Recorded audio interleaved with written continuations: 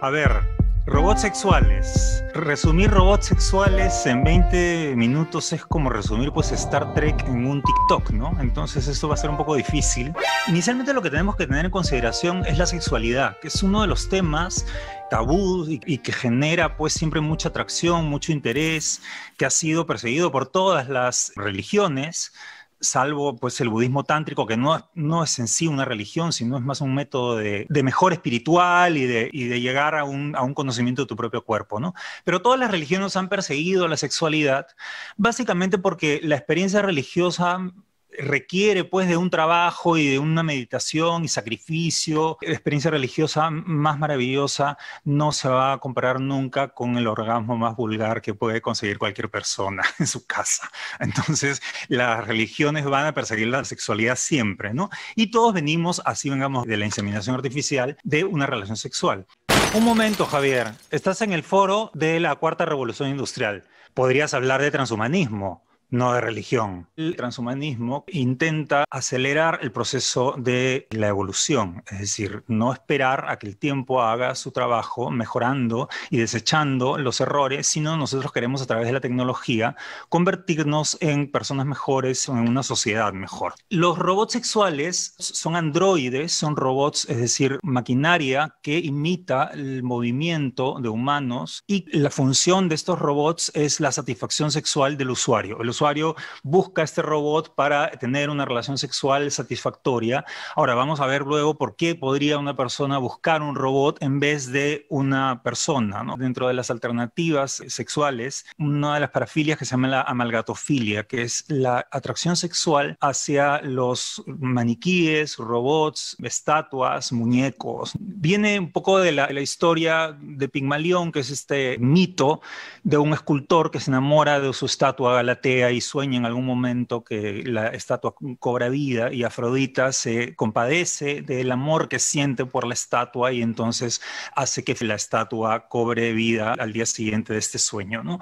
¿Cuáles son los antecedentes de los robots sexuales? Primero habían unas muñecas que eran de trapo que llevaban en los barcos para que los marineros se descargasen con esa muñeca la urgencia sexual durante el trayecto, ¿no? Esa se llamaba la Dame de Voyage. Y luego, a partir de 1930, 1940, se genera la primera muñeca que se llamaba la Model Borghild. El proyecto Borghild en realidad fue una propuesta de Hitler para que sus soldados no tuvieran la necesidad de acudir a las prostitutas porque había una epidemia de sífilis. Entonces hizo fabricar estas muñecas para que los soldados se descargasen, y para que fueran portables las hizo inflables. Entonces las primeras muñecas inflables son creación de Hitler. Las muñecas antes eran pues todas redondas, gorditas, un poco que imitaban el cuerpo de los niños, ¿no? Porque eran básicamente unos instrumentos para que las niñas jugaran y fueran ensayando este papel cultural de la maternidad. Pero aparece esta muñeca, la Model Borghild, como tenían una serie de características, luego en las muñecas con las que jugaban las niñas también hubo un cambio de forma y aparece la Bild Lily. La Bild Lily es en realidad la consecuencia de la muñeca Borghild, y son en los años 50 la predecesora de la Barbie, ¿no? Ya con cintura, con pecho, con un cuerpo ya básicamente de mujer. Bueno, a veces las personas que menos sospechamos nos dejan las mejores herencias. En la actualidad, el mayor productor de muñecas de robots sexuales es China, y el mayor consumidor es Europa. En Europa, 1 de cada 3 hombres vive solo. La empresa norteamericana Real Doll y Real Botics, que dirige Mac McCullan, generó 2 muñecos icónicos, una que se llama Harmony y otro que se llama Henry. A Harmony, que es esta muñeca que es una mezcla entre Paris Hilton y Britney Spears, si tú mezclas esas dos sale Harmony, y a Harmony le hizo un Tinder.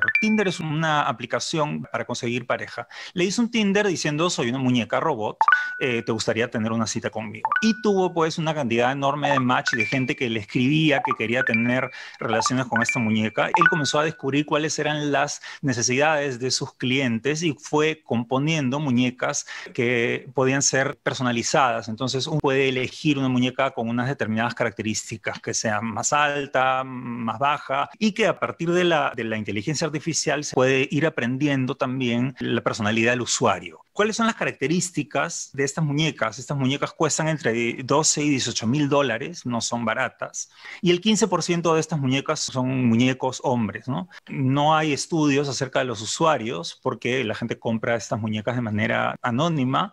Ahora, si uno no quiere gastarse los 15 mil dólares en uno de estos muñecos, puede ir también a un burdel de robots. Usar un robot por 80 euros la hora. Y lo que ha sucedido es que esto ha hecho descender, quizás una cosa es causal de la otra, la cantidad de mujeres dedicadas a la prostitución. También la mujer tiene un poco más acceso a la educación y a otro tipo de oportunidades sociales, entonces eso ha hecho también que sea un poco más difícil encontrar mujeres que se vean obligadas a dedicarse a la prostitución, ¿no? La gente que recurre a la prostitución tiene también una serie de características, ¿no? La prostituta no juzga, la prostituta o el prostituto, ¿no? No juzga, no hay la mirada del otro que te va a evaluar, no necesariamente tienes que gustarle, no tienes que invertir el tiempo en quedar bien con la otra persona y sobre todo dentro de la tarifa incluye el silencio y la discreción, ¿no? Entonces uno puede desarrollar las fantasías sexuales que quieras con una prostituta o en este caso con un muñeco sexual, ¿no? Y no pasa nada, nadie te va a juzgar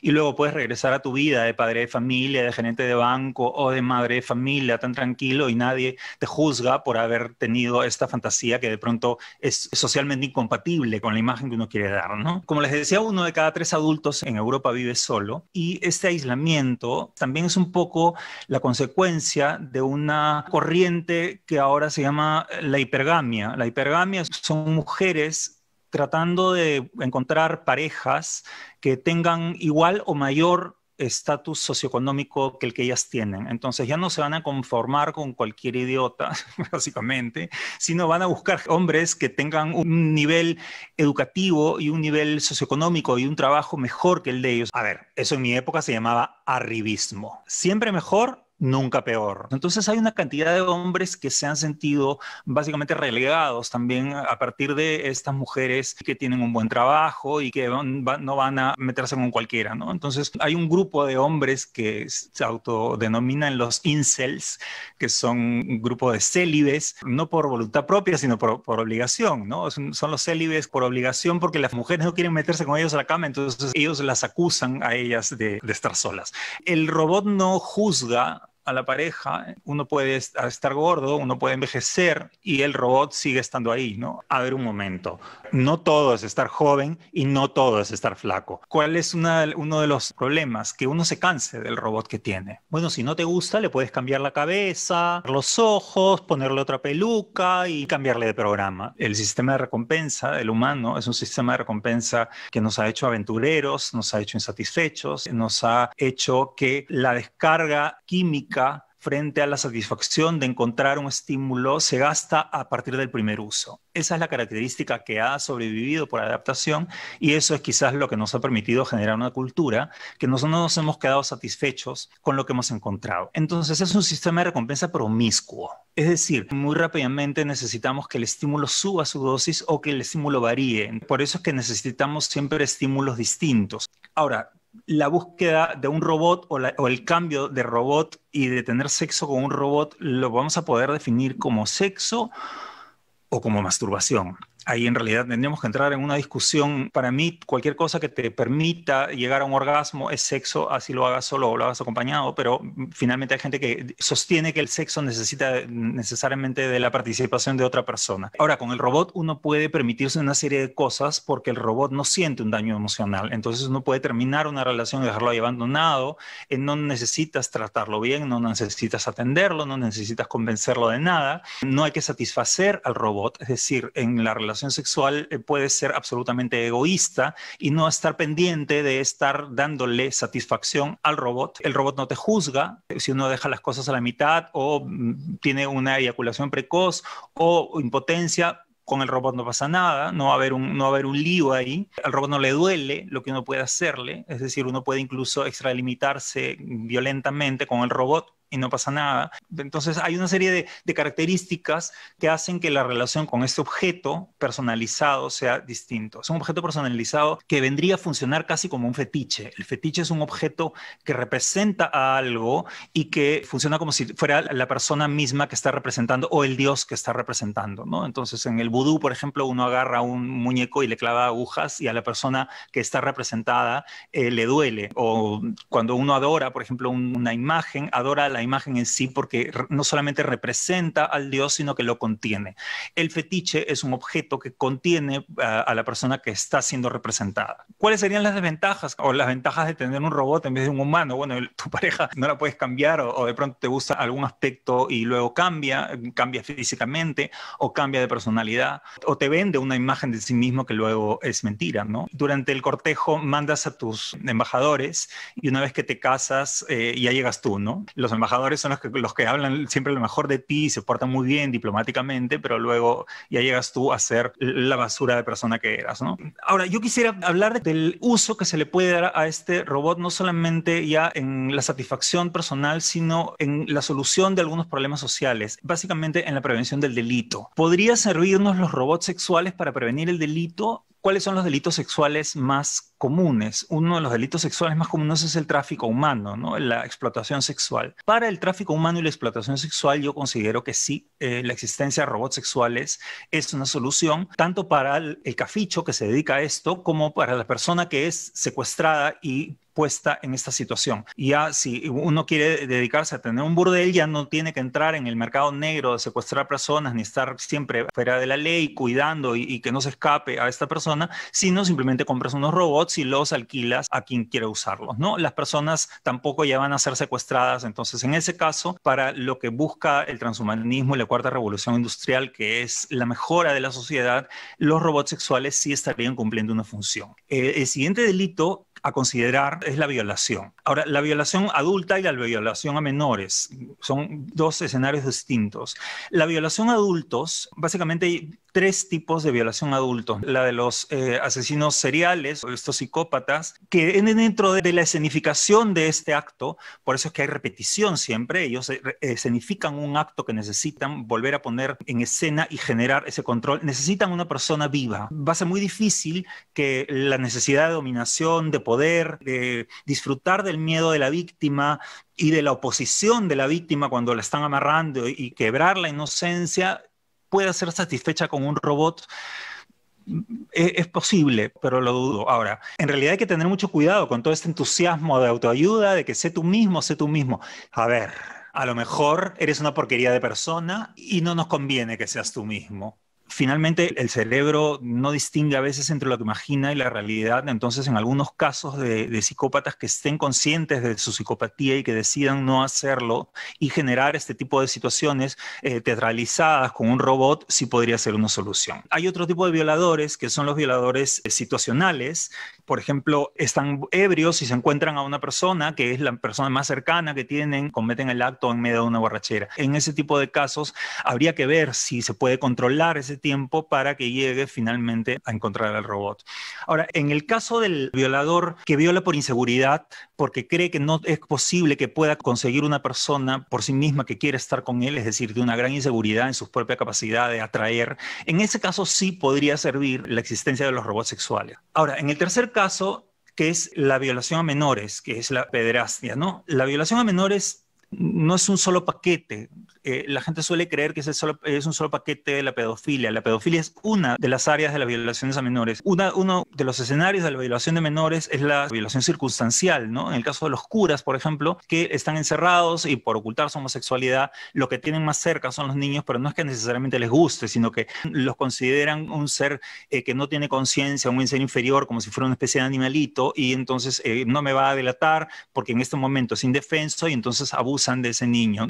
Finalmente va a poder poder conservar el secreto de su propia homosexualidad, ¿no? En este caso. El otro caso de gente que viola niños, que viola menores, es por esta sensación de sentir el poder, ¿no? Porque el niño pues es una persona indefensa y que expresa un miedo. Entonces, en ese caso, no sé si el miedo y el poder, que es finalmente lo que excita a esta persona, podría ser solucionado con un robot sexual. Habría que ver el escenario. El tercer escenario, que sí es la pederastia, es la atracción real de personas hacia niños, ¿no? Entonces sí le gusta efectivamente la figura de un niño, y entonces en ese tipo de casos un robot con forma de niño podría ser la solución para que no abuse de un niño. Habría que pensarlo, habría que ver si efectivamente es ético producir este tipo de robots, si la existencia de este estímulo lo que va a hacer es acrecentar las ganas de seguir cometiendo este delito.